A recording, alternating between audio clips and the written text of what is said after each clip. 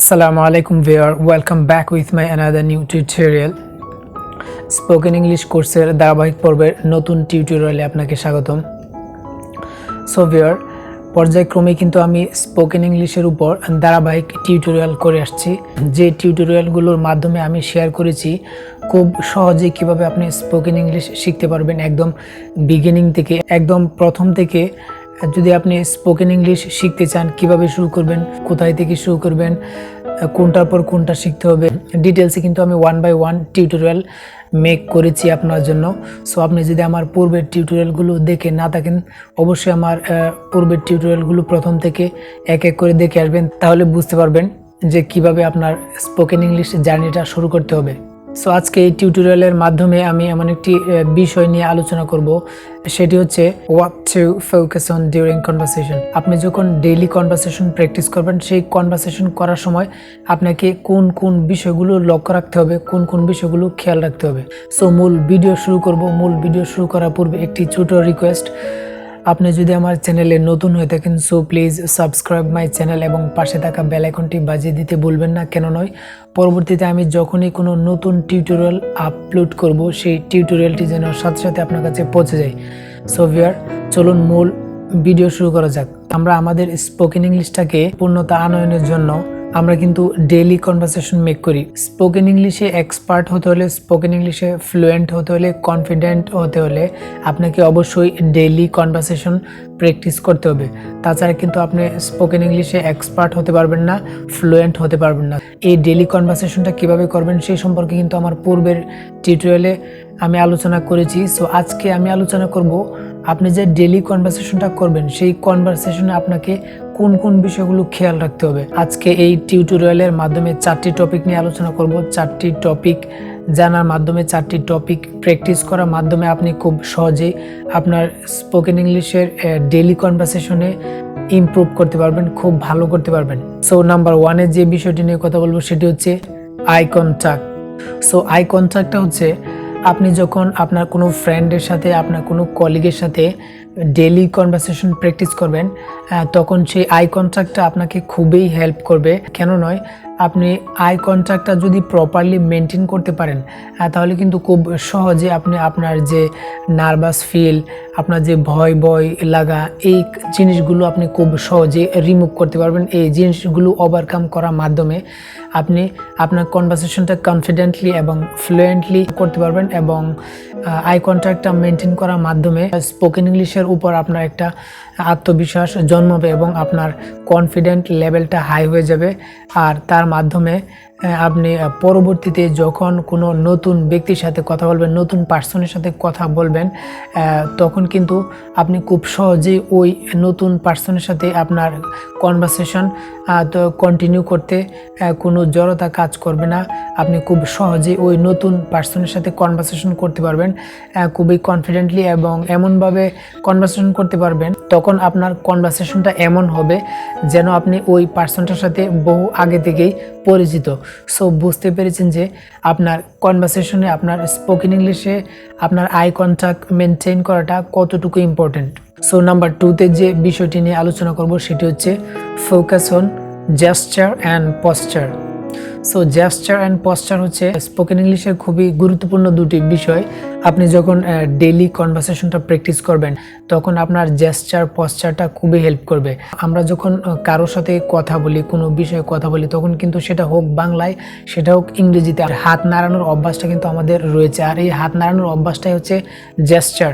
So এই হাত নাড়ানোর মাধ্যমে, এই জেস্চার করার মাধ্যমে আমরা খুব সহজেই একটি কথা, আমাদের মনের ভাবটা অপর ব্যক্তির কাছে কিন্তু খুব সহজেই বোঝাতে সক্ষম হয়। সো বুঝতে পেরেছেন যে আপনার কনভারসেশনটাকে খুব ইজিভাবে কন্টিনিউ করার জন্য আপনার জেস্চারটা কতটুকু হেল্প করে। আর পশ্চারটা হচ্ছে ঠিক একইভাবে হাত এবং শরীর নড়ানোর মাধ্যমে আমরা আমাদের কনভারসেশনটা খুবই কমফোর্টেবলি করতে পারি। অনেক সময় হয় কি যে একটা কথা বলতে একটা জড়তা ফিল করি, তখন আমরা একটু শরীরটাকে একটু নড়াই, হাতটাকে একটু নড়াই, অথবা আমরা এমন একটা জিনিস বোঝাতে চাচ্ছি যেটা বাক্য দিয়ে প্রপারলি বোঝাতে পারছি না, তারপর আমরা কি করি, হাত নাড়ানোর মাধ্যমে, শরীর নড়ানোর করানোর মাধ্যমে কিন্তু আমরা সেই জিনিসটা বোঝানোর চেষ্টা করি এবং জেস্টার এবং পশ্চারের মাধ্যমে কিন্তু সে আপনার মনের কথাগুলো বুঝতে পারে খুব সহজেই। সো বুঝতে পেরেছেন যে আপনার স্পোকেন ইংলিশের ডেইলি কনভারসেশন কন্টিনিউ করার জন্য, ডেইলি কনভারসেশন প্র্যাকটিস করার জন্য আপনার জেস্টার এবং পশ্চারটা কতটুকু হেল্প করে। তো নাম্বার 3তে যে বিষয়টি নিয়ে কথা বলবো সেটি হচ্ছে don't make your conversation fast. So আপনার কনভারসেশনে কখনোই তাড়াহুড়ো করা যাবে না, ফ্লুয়েন্ট কথা বলার চেষ্টা করা যাবে না। কেন নয়, আপনি তো একদম শুরু থেকে শিখছেন। So from the very beginning you are learning spoken English. So আপনাকে তাড়াহুড়ো করা যাবে না, আস্তে আস্তে কথা বলার অভ্যাস করতে হবে। কখনোই ফাস্ট কনভারসেশন মেক করার চেষ্টা করা যাবে না। সো প্রথমে আপনাকে এই কনভারসেশনের উপরে, আপনার ইংলিশ ভাষাটার উপরে আপনার এক্সপিরিয়েন্সটাকে, আপনার যে দক্ষতাটা, এই দক্ষতাটাকে হাই করতে হবে। আপনার জড়তা, আপনার নার্ভাস ফিল করা, আপনার ভয় পাওয়া, এই বিষয়গুলো আপনাকে দূর করতে হবে। তারপরে কিন্তু আপনি আস্তে আস্তে যখন আপনার কনভারসেশন প্র্যাকটিস করবেন, আস্তে আস্তে চর্চা করবেন, বিভিন্ন বিষয় দেখবেন। সো এইভাবে কিন্তু আপনার ফ্লুয়েন্সি আস্তে আস্তে চলে আসবে।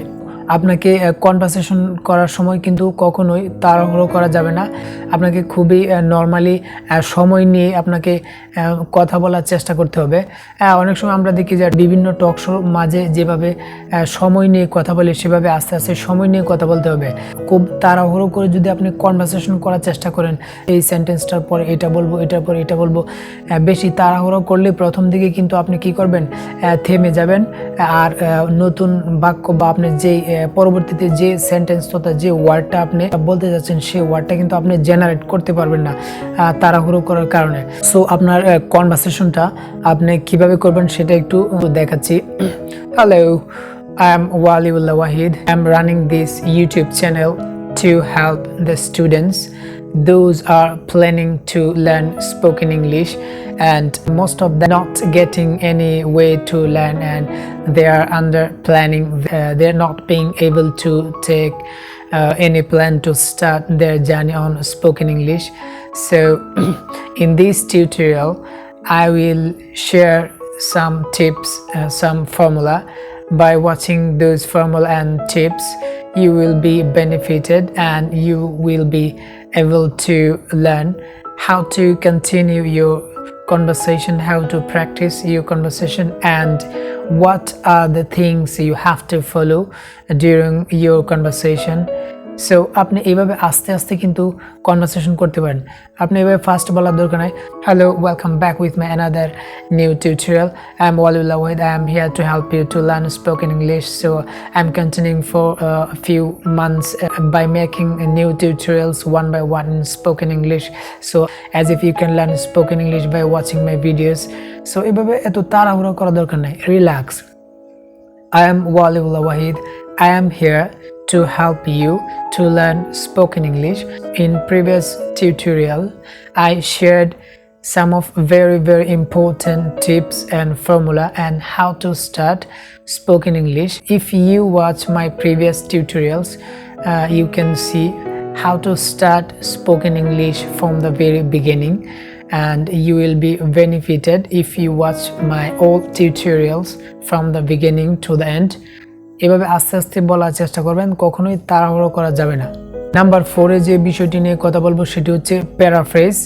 সো প্যারাফ্রেজটা হচ্ছে আপনি যখন আপনার কনভারসেশনটা কন্টিনিউ করবেন, সেই কনভারসেশনটা কন্টিনিউ করার সময় অনেক সময় দেখা যাবে যে আপনি যে ওয়ার্ডটা, যে ভোকাবুলারিটা বলতে চাচ্ছেন, যে সেন্টেন্সটা মেক করতে চাচ্ছেন, সেই সেন্টেন্সের মাঝে আপনার এমন একটা ওয়ার্ড আপনার মিসিং হয়ে যাচ্ছে, আপনি কিন্তু সেই ওয়ার্ডটা রিকল করতে পারছেন না, স্মরণ করতে পারছেন না।